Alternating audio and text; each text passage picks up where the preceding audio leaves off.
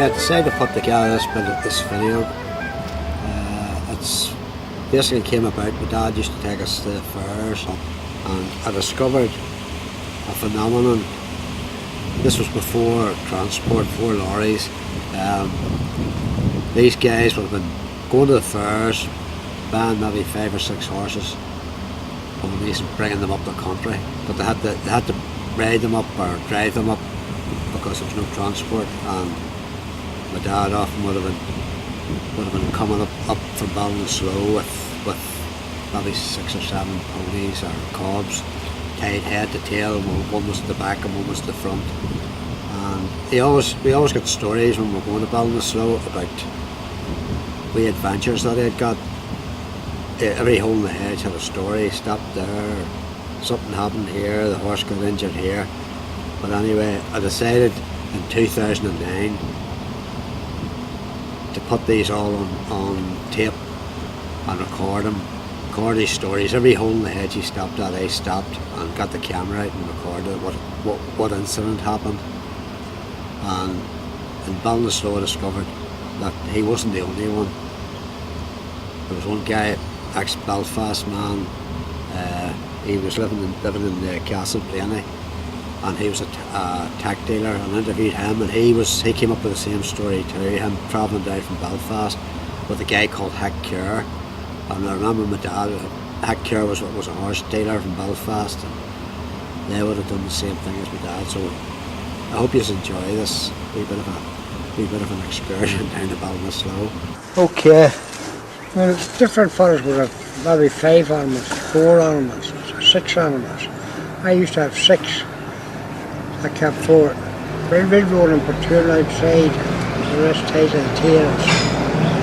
So I put a bit of strong flapper tails and tied up the tails. And we was on maybe 30 miles a day. And pull up in the middle of the night at a field at the minute for a couple of hours to rest and feed ourselves. Tied the halters down to their knees so as the race he caught. Well, would you had much bother getting through the towns? No. No, like Ballinyack and... No. Well, suppose there wasn't much traffic about? No, there wasn't much traffic. You might have seen him over about every 2 hours along the road. I'm here with Robbie Cunningham. How you doing, Leo? Robbie's probably from one of the most famous horse dealing dynasties in the north of Ireland. Right up in it. And his father, God rest him, was Walter. Walter and Jackie used to... Good old buddies they were. Yeah. Yeah. All over. All over Ireland they travelled together. From fairs, all different bits of fairs. Yeah, travelled. Dealt together. Shared one of those rooms. Yeah, and a bit of crack and a bit of wind up and a bit of business, yeah. So, yeah, they're bits of boys them. Never be replaced. No. No. Old school. 100%. 100%. No, Characters. My dad always had a thing, leave something for the other man. Exactly, leave him return, he'll always come back. He'll always come back. He never topped out on a horse. No, leave him something, no. And you never kick. Right, okay, we're just outside Clonus now, we're just on the road to Ballinasloe, or from Ballinasloe. This is where my dad, Jackie, would have pulled in when it got dark. It would have been an ideal place here for stopping. You know, they could have blocked the end of the lane off, tied the horses up along the verge, and they could have had a bite to eat. Made themselves a bite to eat. Jackie, tell us a wee bit about your stop and know about what went on. Well, we rode about 25 miles a day with horses, and we were stopped at a lane, a cul-de-sac lane, a dead-end lane, and we let the horses into the lane, tied the shanks to the legs, to the front legs, and we pulled the curtain and got up onto the curtain, left for a couple of hours, rest ourselves, and got up there and made a feed, and tied the horses up and drove on again for an hour 30 miles. What would you cooked on? Powder sticks and made a feed for ourselves. And how many animals would you been taking up the country at that time? 7 or 8. Tied them sidelines. Did your father ever go to the fair and bring a load of cobs up? by foot or on Rode them home. rode them Rode them home? home from the Moy, Ballymena, Kilray, and Belfast, and Ballyclare Fair as well. Yeah. Yeah, he did that. His father and him would have went on a train or a bus, and he had to give 5 shillings to come home. And that was to get his food and whatever to keep him going. Yeah. And if he didn't spend it all, his father took it off. Yeah. On the picked up deliveries. Some man would have said, "Hey, take that one there, and there's a few They shillings." would have tied it one, did a tail to tail, and fetch him else on Yeah. the road for or whatever they got in them days. Wouldn't have been much, I would have thought. Wouldn't have been much, but they would have got something anyway. But they're gone, and they're not Gone. they'll not be never be forgotten. Never be forgotten and never be replaced. Never be replaced. Yeah. That's 100%. Never be replaced. Characters. Well, I know, Robbie. When your father passed away, you broke your heart over Oh, I him. did, yeah. Very close. Yeah. Very close.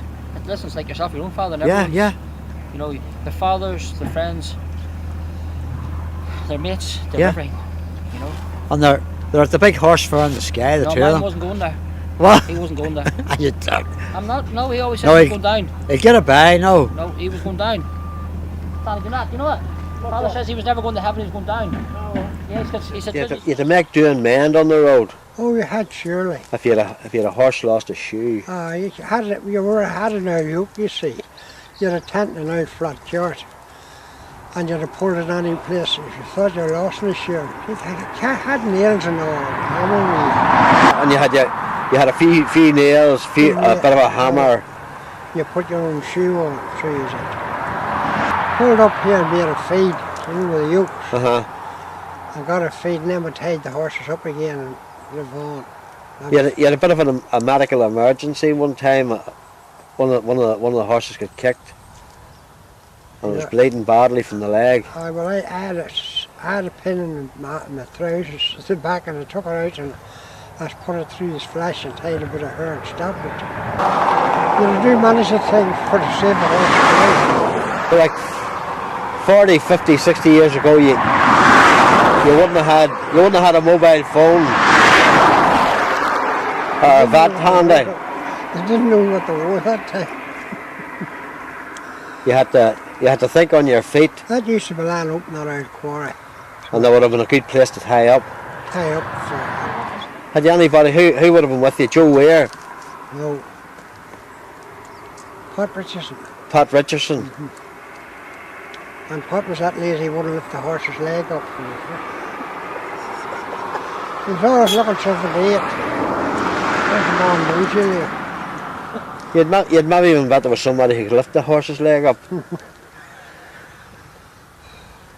Look, well, we'll head on to the fair. Right. In the 60s and 70s, my dad was involved in harness racing, trotting, and he was very successful. He won a good few races, and I always remember as a boy going to the trots and watching my dad going around like bad hair, and I was always afraid. He frightened the life out of me. I thought he was going to get killed. Well, one had his legs astride and not too far from the horse's hind legs, so he was very exposed, and they were on this like a horseshoe, a sulky, which was very light, and they were going at some rate, and I always was afraid of him coming off and getting killed. There was many an accident, but he managed to get round all the time. They were all men. There was a quiet man, the poor man, the big man, and the quiet man was named after probably one of his favourite cowboys, John Wayne. So, and he really enjoyed the harness racing, and I always remember getting the horses ready at the house and going to like Lambeg and Portmarnock and all over. But the trotting was in his blood, and you know we all enjoyed going down, apart from the fear element. And a lot of his contemporaries were, from Belfast. There was Barney Ross, the McFarlanes in Lisburn, and they were very successful. And it's making a bit of a resurgence at the moment. There's trots not far from us out the road, Annickmore, and there's still trots going on down south. Big.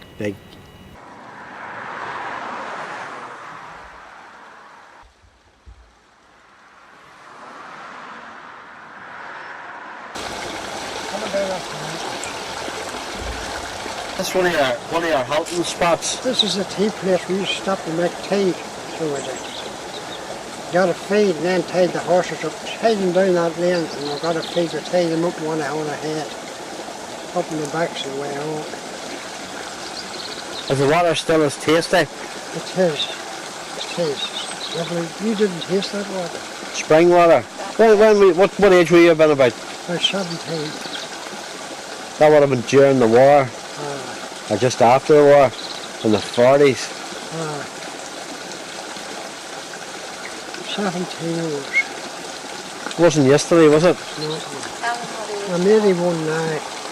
And you were born in 1928. 1920. We used to drink the horses here again in the bank. So we did. And we maybe made tea. You'd have been making for this place. This would have been. We stopped. We should stop for half an hour. Well, you had all you needed. You'd the lane. You could have blocked them off. You had the water. You could have given them a drink. You could have made tea. That's right. We used to have a bucket. Okay, this lane behind me would have been typical of one of the stopping places. It's just outside Granard. As you can see, it's a dead end lane. They would have been able to tie the horses up. They had the spring, fresh water, so they'd have no problem getting the horses watered and fed. They could have grazed along the side of the road. My dad would have been about 15, 16, and he'd have been travelling up. He'd have been travelling up from the fair where we're going now, and he would have had all these wee spots all lined up on the way home. It was basic. They had their own food. They stopped off at wee grocery shops and got some bacon and eggs, and they would have made themselves some food along the road. And basically they were Irish cowboys. You know, they tied the horses head to tail, and one was at the back of the front. They had medical emergencies they dealt with all the time, and you know, they had horses get cut, and they had no mobile phones. In fact, I don't think they had access to a telephone. And when they did have an emergency, it was basically they had to neck doing men. As my father said there, they stopped. He stopped a horse's leg bleeding with a safety pin from his trousers. Probably his trousers were falling by that stage. So this is it.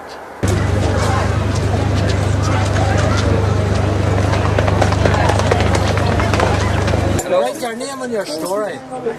Everybody has a story. When you get to 70 years of age, you haven't much of a story left. You're only a boy. I know, but I'm not a boy. Too many, I suffer from DMB, you know, too many birthdays. And how long have you been coming to Ballinasloe? I've come to Ballinasloe since I was 6 and 7 years of age, and I'm 71. So you've been here long. 54 years. And you're still coming back from And along with your father, I walked it back my horses. Yeah. Along with your daddy. Yeah. How long would it took you guys to take a herd of ponies up the road? From Hackcare and me one time left Belfast. A fella called Hackcare. We left Belfast in a flat yard on 6 horses. And we're coming into Ballinasloe in 4 days. That was good going. Never stopped. 60 miles first day. My father stopped at a wee place, I'd say, right past that front, the wee spring runs out of the wall. And he was tied up there. At League. We called into that league on the way home. Yeah, that's it. And made tea and yes. watered the horses. Let the horses off and give them a roll. And that was as good as a rest. Let them roll. And that was as good as a rest. And your name is? P.J. Markey. The main man for saddles, bridles and miscellaneous horses. That is correct. And if I haven't got it, it's not in the country. Good man. I'll talk to you later.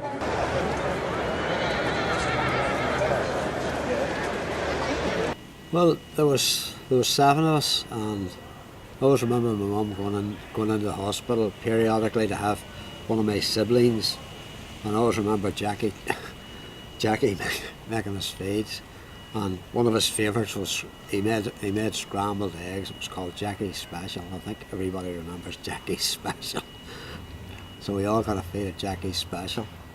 The cobs, he loved the Irish cob, and he would have been travelling up and down the country looking for cobs, and he'd have picked out a young one that he could improve, feed, and maybe a 2-year-old or a yearling, and he'd have kept it for in one of these many fields that are around the country, and he would have been going to the fairs, and this was a ritual. He'd brought one of the cobs and tied it up out the back and pulled it round the front, and my mum went mad. He always stole. He was a great man for Omo.